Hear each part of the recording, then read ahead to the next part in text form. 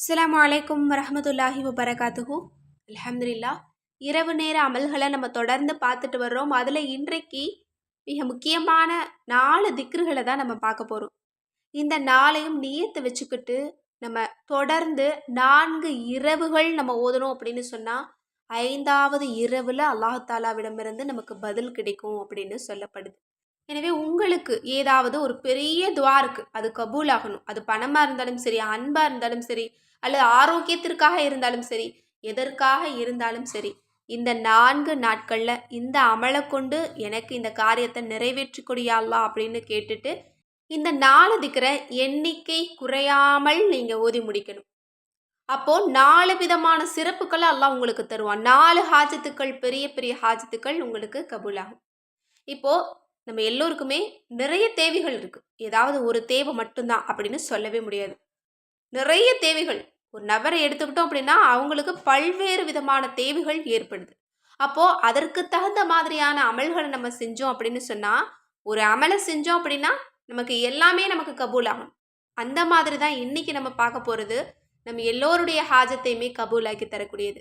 நீங்க இதை ஓதனீங்க அப்படின்னா உங்களுடைய அடுத்தடுத்த தேவைகள் கூட இலகுவா நடக்கும். எனவே இந்த திக்ருகளை முன்னிட்டு அல்லாஹ்விடத்தில் உங்களுடைய துவாவை கேளுங்க. இப்போ அந்த மகத்தான 4 திக்ரு என்ன, எத்தனை முறை ஓதணும் அப்படிங்கிறத பார்க்கலாம். முதல் திக்ரு நமக்கு பாதுகாப்பு கொடுக்கக்கூடியது, இன்னும் அல்லாஹ்விடமிருந்து நம்முடைய துவாவிற்கு பதிலை பெற்று தரக்கூடியது. அது என்ன திக்ரு? ஃபல்லாஹு ஹைருன் ஹாஃபில ஒஹு அர்ஹமுர் ராஹிமீன்.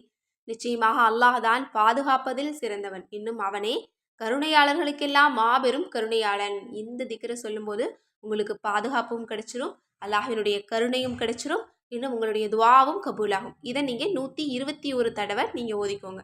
அடுத்த 2வது திக்ரு ஹஸ்புனல்லாஹு வ நிஅமல் வக்கீல். நபி இப்ராஹிம் அலைஹிஸ்ஸலாம் அவங்கள நெருப்பு குண்டத்தில் போடும்போது ஓதியது. இதை யார் ஓதினாலும் அல்லாஹ் தஆலா அவங்களுடைய கவலைகளையும் கஷ்டங்களையும் பிரச்சனைகளையும் லேசாக்குவான். இன்றைக்கு பிரச்சனை இல்லாத மனுஷங்களும் கிடையாது, கவலை இல்லாத மனுஷங்களும் கிடையாது.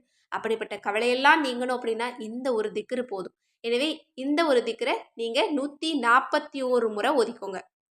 அடுத்தது 3வது திக்ரு சுப்ஹான ரப்பில் ஆலமீன். சர்வ உலக இரட்சகனே, தூய்மையானவன். அல்லாஹ்வை புகழ்றதுக்கு இதை விட சிறந்த வார்த்தை கிடைக்கவே கிடைக்காது. இந்த ரப்புல் ஆலமீன் அப்படிங்கிற வார்த்தை இருக்கு இல்லையா, அதுதான் உயர்ந்த அல்லாஹ்வை புகழக்கூடிய வார்த்தை. சுப்ஹானல்லாஹ்.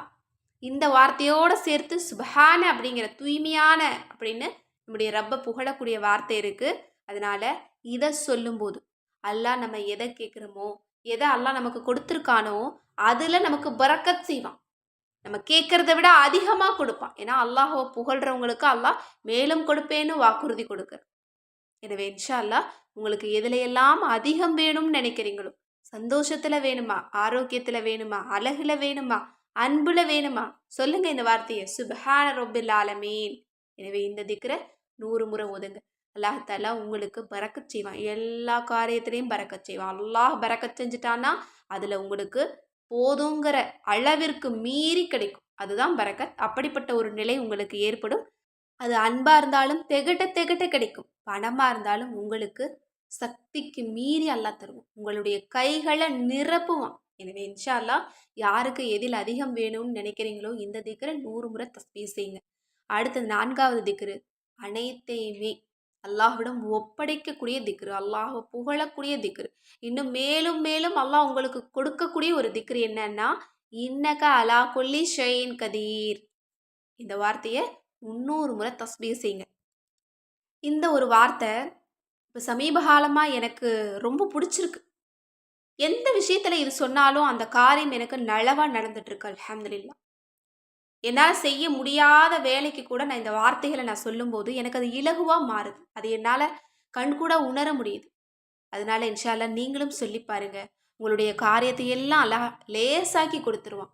நடக்காது அப்படின்னு நீங்கள் நினைக்கக்கூடிய காரியங்களை கூட அசால்ட்டாக அல்லாஹ் நடத்தி தருவான். நீங்கள் இதை எதுக்காக வேணும்னாலும் நீங்கள் ஓதி பாருங்க. உங்களுக்கு பணம் வேணுமா, அல்லாவே இந்த பணத்தின் மீது சக்தி பெற்றவன் நீதான், இன்னக அலா குல்லி ஷைஇன் கதீர் அப்படின்னு சொல்லுங்க. அல்லாஹ் உங்களுக்கு தேடி கொண்டு வந்து தருவோம். அன்பு இல்லையா, யாருடைய அன்புக்காக நீங்கள் காத்துட்டு இருக்கீங்களா, இன்னக அலா குல்லி ஷைஇன் கதீர் சொல்லுங்க. அல்ஹம்துலில்லாஹ்.